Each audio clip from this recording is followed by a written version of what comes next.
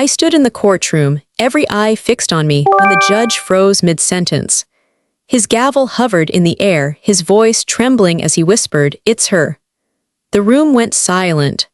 My daughter's smug smile faded, my son-in-law paled, and in that instant they realized I was not the weak old woman they thought they could crush. This was the moment my life turned upside down, the day my sacrifices, my dignity, and my very name were dragged into battle. But it was also the day I discovered just how much power one quiet grandmother could hold. Before we begin, I invite you to subscribe so you won't miss the good story that might brighten your day. I never imagined that at 69, my name would echo through a courtroom. Yet that morning, as I stepped into the cold chamber, all eyes turned toward me as though I carried a secret no one could quite place. I clutched my chipped blue teacup in my bag, silly comfort, but it reminded me of mornings in my rose garden, of a life that once felt safe. Now it felt like armor. The benches were filled with whispers. My son Ethan sat stiffly beside his wife Vanessa, who leaned in close and muttered something I couldn't hear. He didn't look at me, but she did. Her smirk was the kind a person wears when they're convinced the game is already won. The bailiff called the case. Vanessa's attorney stood tall, a polished man in a tailored suit. "Your Honor," he began, his voice smooth as glass. "This case is about manipulation. About an elderly woman exerting financial control, isolating her only son, and destroying his marriage. We will prove she coerced him into choices he never wanted to make." Every word was a dagger turned backward. I wanted to shout, to deny it, but I kept my hands folded in my lap. My lawyer, Michael Rivera, had told me, truth lands hardest when spoken calmly. Let them shout. "You show." The judge sat high above us, his face lined with years of decisions. He looked bored at first, his pen tapping the desk. Then his eyes lifted to me. He froze. The pen stopped, his lips parted in disbelief. "It's her," he murmured. The courtroom fell silent. Even the clerk looked up from her notes. Vanessa's smirk faltered. Ethan glanced between us, confused. I shifted uneasily in my seat. Why was the judge staring at me like that? His gaze held recognition, like a man remembering a face from long ago, a kindness tucked into some forgotten file of memory. The judge leaned forward. "Mrs. Whitmore, did you once work at the family court?" "Many years ago." My breath caught in my throat. The voice was deeper now, steadier, but behind his gray hair and judicial robe I saw it. The timid intern I had once encouraged, the young man who spent long nights fumbling through case files. I had brought him coffee, shown him how to keep order when the world around him mocked his inexperience. "Yes, Your Honor," I whispered, my voice breaking through the silence. I did. Gasps rippled through the courtroom. Ethan turned pale. Vanessa looked like she had swallowed glass. The judge blinked hard, his composure returning, but not before the whole room had seen the crack in his armor. "Proceed," he said to the attorney, his tone tighter now, as if he had just remembered something he had sworn never to forget. Vanessa's lawyer sputtered, trying to reclaim his rhythm, but the room wasn't listening anymore. The balance had shifted. Michael leaned toward me and whispered, "That Mrs. Whitmore is what we call providence.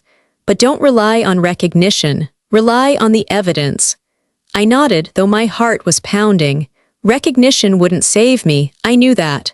But in that frozen moment, when the judge said it's her, the tide of humiliation I had carried for months lifted slightly from my shoulders. I thought back to just weeks before, when I was nothing more than an old woman being told she was useless, incapable, better off tucked away out of sight. The chipped cup, the roses, the empty house, all of it had been marked for erasure by the very people I had raised and welcomed into my home. And yet here I was, sitting straighter than I had in years, my lawyer's binders stacked neatly beside me. Every page carried proof, deeds, statements, messages. I had come not to beg, not to scream, but to show. Attorney pressed on, trying to paint me as cruel, but no one in that room could erase the way the judge had looked at me, as though my quiet kindness decades ago had never been forgotten. For the first time in months, I felt steady, calm, ready. I tightened my grip on the handle of my purse where the sealed letter from my husband still rested. His words burned in my mind. Use the law, not anger. Protect yourself and teach. This trial was only beginning. But already, the silence had shifted. And as I sat there, heart thundering, one thought anchored me. If the law could see me today, it would see what I've always been: prepared. The silence of the courtroom still lingered in my ears as I thought back to how it all began. Before the lawyers, before the binders of evidence, before the judge whispered my name, it started quietly, the way a storm always does, with a single cloud drifting across a sunny sky. Back then, my mornings were simple. I'd rise at 6, boil water, and pour it into my chipped blue teacup, the same one my husband used to hold with both hands on winter mornings. Then I'd step out to the garden, knees stiff, and water the roses he planted years ago. Some mornings, the petals were so heavy with dew they bowed as if in prayer. They gave me comfort. They reminded me I still had something worth tending. I thought Sundays would stay sacred. Ethan and Vanessa visited every week. I cooked the dishes Ethan loved as a boy, quiche, roasted chicken, peach cobbler. I told myself these meals kept us close, that the table was the glue holding a fractured world together. But the Sunday that broke me started like any other. I set the table with my embroidered cloth, smoothed the wrinkles, placed a vase of fresh roses at the center. I was almost excited, though I didn't admit it out loud. It had been weeks since Ethan called just to talk. Maybe today, I thought, maybe today he'll look at me the way he did when he was a boy, like I was his safe place. When they arrived, my hope cracked. Vanessa swept into the house first, perfume sharp, heels clicking against the wood floor. She kissed the air near my cheek but never touched me. Ethan followed, eyes glued to his phone, muttering a half-hearted, "Hi, Mom." They didn't even notice the roses. Vanessa sat down in my late husband's chair, the one I had never dared sit in out of respect. She crossed her legs, smoothed her green dress, and announced, "We need to talk." The words chilled me. Ethan didn't meet my eyes. He sat across the table, tapping the edge of his plate. I tried to smile. "At least have something to eat first. I made the quiche you love." But Vanessa was already sliding a glossy brochure across the table. "It's time to think about your future, Sophia. These retirement communities are perfect gardens, activities, even weekly bingo." I blinked down at the smiling faces on the paper. Strangers holding hands playing cards. Manufactured cheer. My fork clinked against my plate. "This is my home," I said softly.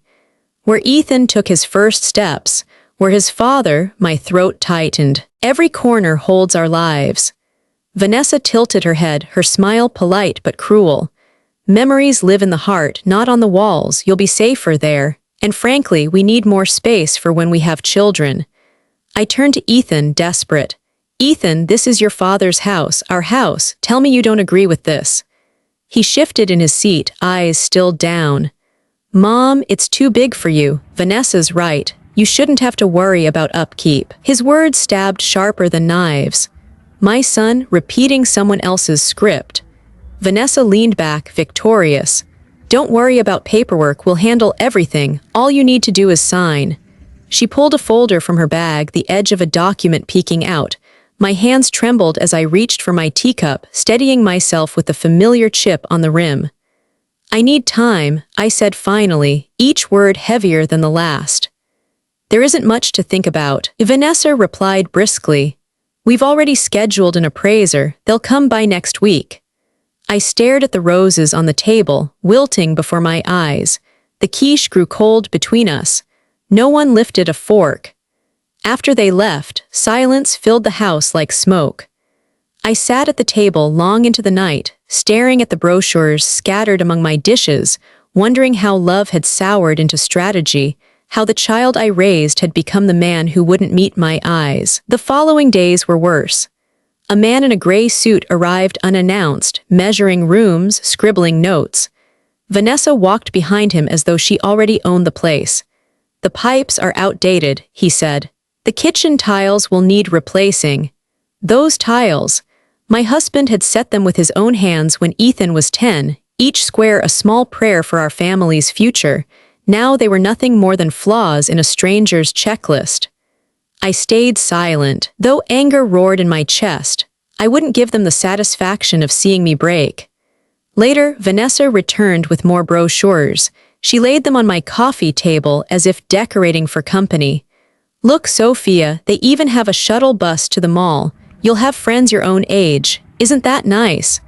Her voice dripped with false sweetness like sugar masking poison.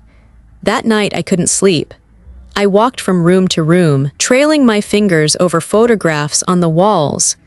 Ethan as a baby, Ethan on graduation day, Ethan holding his first paycheck with pride. In every picture, I was there too, smiling, believing my sacrifices had meant something. But now I was just an obstacle. I stood in the living room, clutching my chipped teacup like a lifeline, and whispered into the empty house, "What do I do, Daniel?" I spoke to my late husband as if he were still near, his presence hovering in the walls he built, in the roses outside that still bloomed because of him. The only answer was silence, until the night I stumbled upon something that changed everything. In the back of an old drawer, behind faded receipts and brittle letters, I found a small locked folder marked with my husband's initials. My heart raced as I searched the house for a key. When I finally pried it open, my world tilted on its axis. Inside were documents, deeds, bank statements, and at the very top, a sealed envelope addressed to me in his handwriting. I sat down hard, my breath shallow. My husband had left me something I never expected, something Vanessa and Ethan could never imagine. And as I held that envelope in shaking hands, I knew the storm had only begun. I stared at the envelope as if it might vanish if I blinked. My husband's handwriting, familiar loops and slants, was right there on the front. "For Sophia, when you need it most." My throat tightened. I hadn't seen his hand in years, not since the hospital when his fingers trembled too much to even hold a pen. I carried the envelope to the kitchen table, lit only by the weak glow of the stove light. My chipped teacup sat there from earlier, a small witness to the unraveling of my life. With shaking hands, I slid a letter opener under the flap. Inside was a letter, and beneath it, a stack of documents neatly folded, organized with tabs. My husband, my Daniel, had always been quiet about money. We scraped by most of our lives, or so I believed. Yet as I began to read, I felt the ground shift beneath me. The letter excerpt, "My dearest Sophia, if you're reading this, it means I'm gone and you are carrying too much on your shoulders. Forgive me for not telling you everything while I lived. I wanted it to be a gift for your golden years, something you'd discover when you needed strength most. Over the years, I saved. I invested. Small amounts at first, then more when opportunities came. The deeds in this folder, the accounts, the shares, they are all yours. You are the sole heir. Ethan will have his place, but only if he honors you. If he mistreats you, he receives nothing. I never trusted Vanessa, Sophia. She wears ambition like a mask. Protect yourself. Use the law, not anger. Teach, don't scorch. And always remember, dignity is not given, it is guarded. Forever yours, Daniel." Tears blurred my vision. My Daniel had seen what I refused to see. He had prepared for this very moment, when our son would be swayed by a woman who measured love in property lines. I turned to the stack of documents. One by one, the truth emerged. A deed naming me sole owner of our house. A property file showing that Daniel had purchased a small apartment building years earlier, one of its units rented by Ethan and Vanessa. Bank statements revealing accounts I never knew existed, quietly accumulating rent and dividends. Stock certificates in the company where Vanessa worked, giving me influence neither she nor Ethan had imagined. I pressed a trembling hand to my mouth. For 2 years since Daniel's death, I had lived frugally, clipping coupons, wearing the same worn coats, never knowing a quiet fortune sat waiting for me. It wasn't about the money. It was about the power it represented. The dignity they thought they had stripped from me was right here, documented, notarized, undeniable.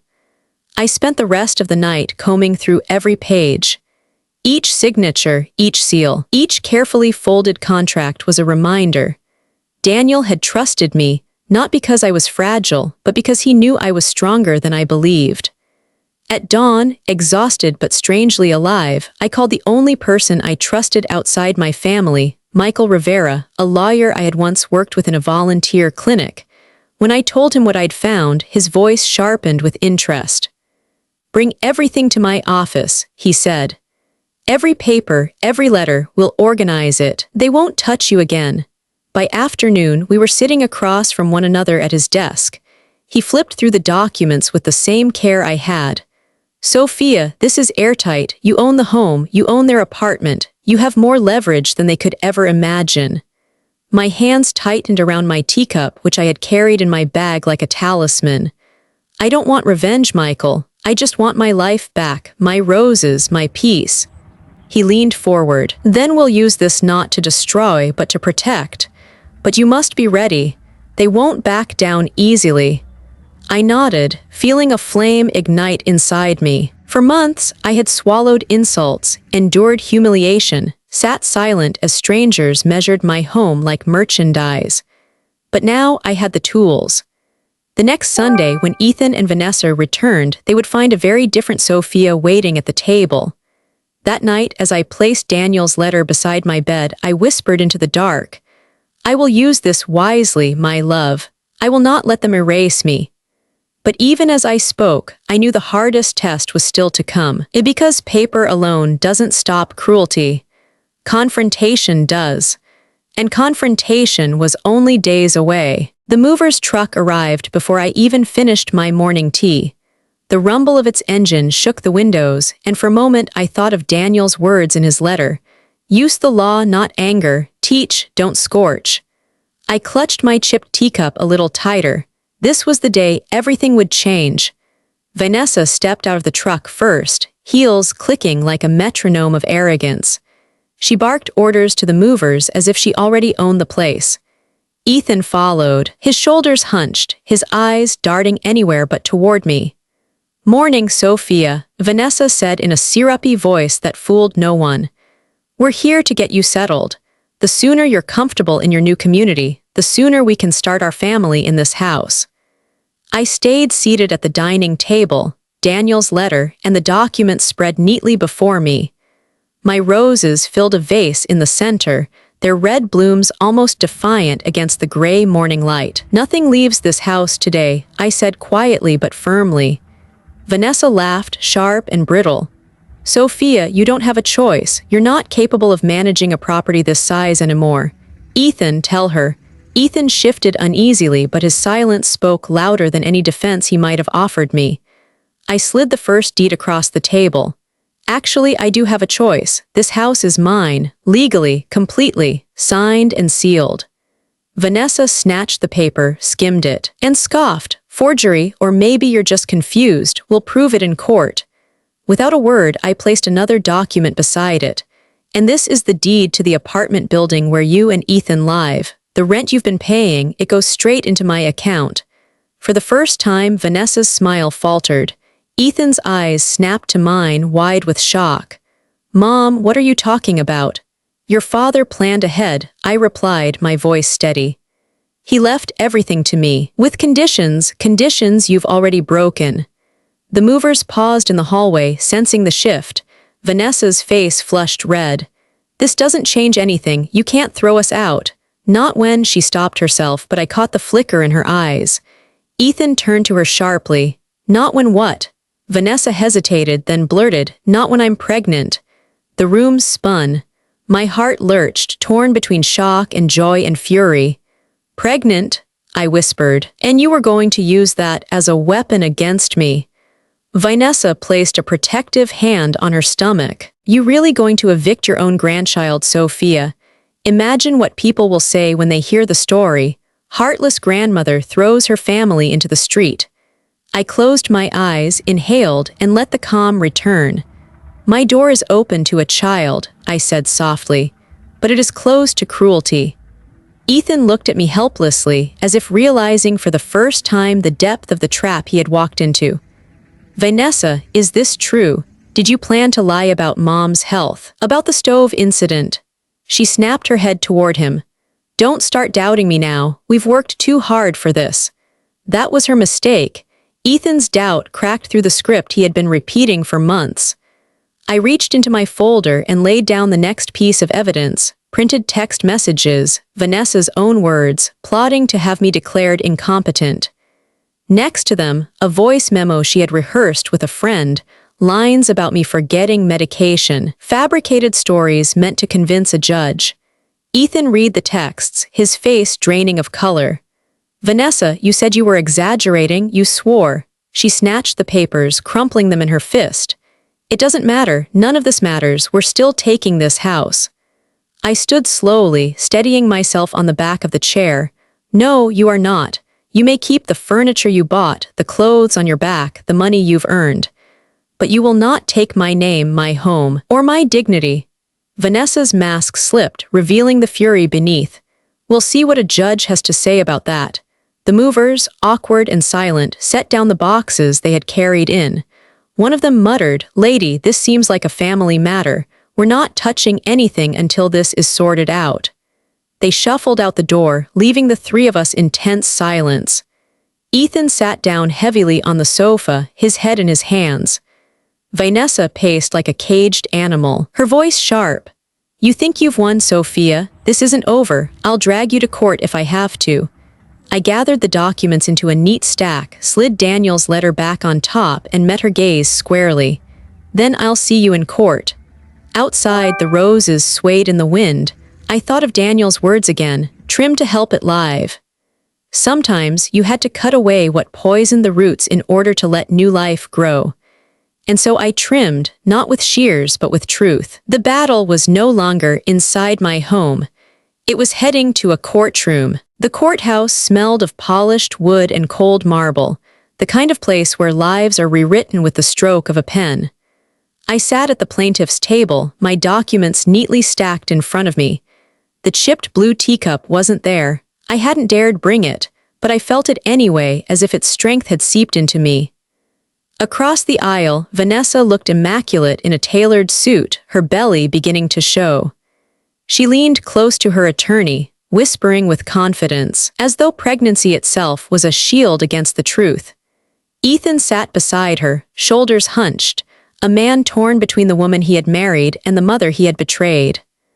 The bailiff called the case, and Vanessa's lawyer rose with theatrical grace. He painted me as a manipulative widow who couldn't let go of her son, who hoarded money and power while isolating him from the family he was trying to build. His words slithered through the room, practiced and polished, designed to sting. "Ladies and gentlemen," he declared, "this is not about property. This is about control. A mother unwilling to release her grip, a son and wife simply trying to live their lives." I sat still, my hands folded, my face calm. Michael Rivera leaned toward me and whispered, "Let him talk, we'll answer with truth."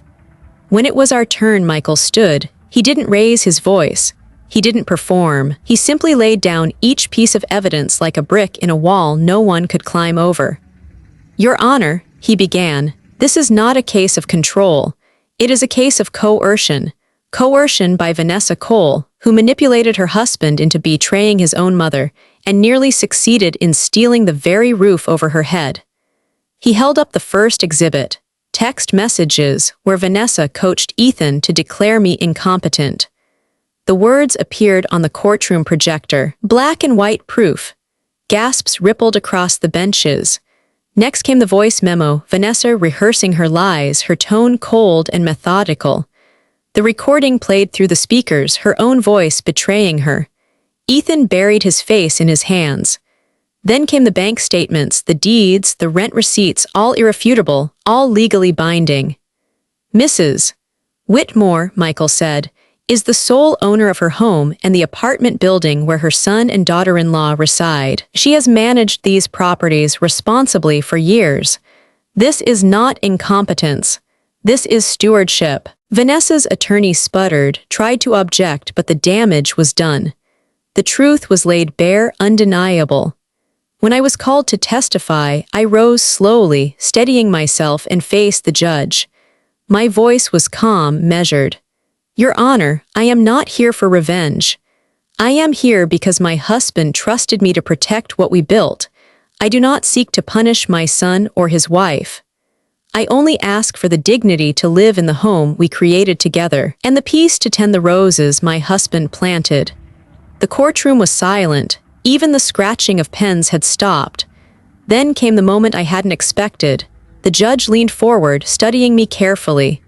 Mrs. Whitmore, he said slowly, did you once work at the family court decades ago? My heart skipped. His eyes, beneath the gray hair and the weight of years, were familiar. The timid intern I once encouraged, the young man I had defended when others mocked him, stood before me now in a black robe. Yes, Your Honor, I whispered. I did. A murmur swept through the room. Vanessa paled. Ethan looked stunned. The judge removed his glasses, his voice thick with memory. You were the one who showed me how to organize case files, who stayed late and brought me coffee when everyone else dismissed me. You told me I would be a great judge someday. Tears stung my eyes. And you became one, I said softly. He cleared his throat, regaining composure. Recognition does not replace evidence, but I will not forget kindness, Mrs. Whitmore, and neither will this court. His verdict was firm, unwavering. Vanessa's petition for guardianship was denied. The claim of incompetence dismissed. A protective order placed, preventing her from making further financial claims against me. Ethan was granted no authority over my assets. Custody arrangements for the unborn child would remain under review, but Vanessa's credibility was severely compromised by her own actions. The gavel struck, echoing like thunder. Vanessa's face twisted, fury and disbelief mixing into something almost grotesque. She rose abruptly, hissing, "This isn't over." Ethan stayed seated, his eyes wet, his voice barely audible. "Mom, I'm sorry." The courtroom emptied, reporters whispering about the dramatic twist of recognition, about the fall of a manipulative daughter-in-law. But I stayed seated a moment longer, my hands steady at last. I had not shouted. I had not begged. I had simply shown. Outside the courthouse, the air smelled of rain and roses. I inhaled deeply, my husband's words echoing once more. Protect yourself and teach. The trial was over, but the lesson had only begun. 6 months after the verdict, the roses bloomed brighter than ever. Their petals opened wide under the summer sun, almost as if they understood that peace had finally returned to the house. I still woke at 6 every morning, still poured my tea into the chipped blue cup, but something had changed. For the first time in years, my mornings weren't heavy with dread. Ethan came back slowly, carefully, like a man approaching a door he wasn't sure he was welcome to knock on. At first, he only dropped by to mow the lawn or fix a broken hinge. Then he stayed for coffee. Then, one Sunday, he sat at the table again and actually ate the quiche he used to love. He never pretended the past hadn't happened. He simply said, "I want to earn back your trust, Mom, one step at a time." Vanessa was gone by then. She had moved to another city after the trial, determined to start fresh somewhere her name wasn't tainted by scandal. Ethan was left to raise the baby alone. When little Lily was born, he placed her in my arms with trembling hands. "She deserves better than what we gave you," he whispered. Holding that child, her tiny fingers curling around mine, I felt something break open inside me. The anger I had carried like a stone began to soften. This was my granddaughter, a piece of my family's future, and I would not let her grow up in the shadow of cruelty, but forgiveness is not the same as forgetting. I told Ethan plainly, "I will help raise Lily. I will be here for her, but our healing depends on honesty. No more secrets. No more siding with lies. Do you understand?" He nodded, tears in his eyes. "Yes, Mom, I understand." With Daniel's letter as my compass, I decided to do more than just rebuild my own life. I used part of the inheritance to create something new, the Open Porch Fund, a foundation dedicated to helping older women who had been betrayed by their own families, women stripped of their homes, their dignity, their voices. We provided temporary housing, legal aid, even small gardens where they could grow roses if they wanted to. The first house we opened filled within a week. Then came a second and a third. Each time I walked through the halls, meeting women whose stories echoed mine, a daughter who forged her mother's signature, a grandson who emptied his grandmother's bank account, a sister who pushed an elder into a care home against her will. Each woman thought she was alone, and each one cried when she realized she wasn't. Letters began to arrive at my door, handwritten notes from women thanking me for giving them courage. One said, "Because of you, I stood up to my son and kept my home." Another read, "I thought my life was over at 70, now I know it's just beginning." One evening, Judge Hart himself came to visit. He walked through my rose garden with his wife, marveling at how full it had grown. "Mrs. Whitmore," he said warmly, "your story reminded me that justice isn't just about law, it's about humanity. The Retired Judges Association wants to honor you for your work." I shook my head. "That's not necessary," but he smiled. "Yes, it is, because people need to see that dignity can be defended, not just in court but in life." Years passed. Lily grew into a lively little girl with her mother's eyes and her father's stubbornness. She ran barefoot through the garden, chasing butterflies, calling out, "Grandma Sophia, look." Every time she pressed a flower into my hands, I remembered why I had fought so hard. One night, she asked me to tell her the brave grandma story again, the one I had softened for her ears. In her version, I had magical powers, and I used them to protect my house from a greedy dragon. I laughed as she climbed onto my lap, but as I told the tale, I realized the truth wasn't far from the fantasy. I had found a strength I didn't know I possessed, a quiet magic born from years of sacrifice and one letter of love. When she drifted off to sleep, I sat in my chair with my chipped teacup and looked out at the roses glowing faintly in the moonlight. I thought of Daniel, of the letter he had left me, of the dignity he had safeguarded with such foresight. I whispered, "We did it, my love, not just for me, for all of them." Because in the end, it wasn't about property or punishment. It was about transformation. About turning betrayal into purpose, humiliation into strength, pain into legacy. Some victories are loud, shouted from rooftops. But mine bloomed quietly, like roses after a storm. And as long as I have breath, I will tend them, both in my garden and in the lives of those who thought they were forgotten. As I look back on everything, I realize this story was never just about property, betrayal, or even justice in a courtroom. It was about dignity, the kind you must protect even when the people closest to you forget its worth. If I could leave you with one lesson, it's this: love is not submission. Real love requires boundaries. Respect must come first, not after apologies. And when life tries to silence you, remember, you don't need to shout to be heard. Truth speaks loud enough when you stand by it. So I ask you, how would you handle it if the people you trusted most turned against you? Would you stay silent, or would you fight for your worth? Share your thoughts below, I would love to read them. And before we part ways, let me say this. If you find this story meaningful and want to help us share these important values, please subscribe to our channel so you won't miss the next inspiring story. Together, we can build a strong community full of potential and a spirit of justice. Because in the end, as I've learned, a house can be taken, but dignity must be guarded always.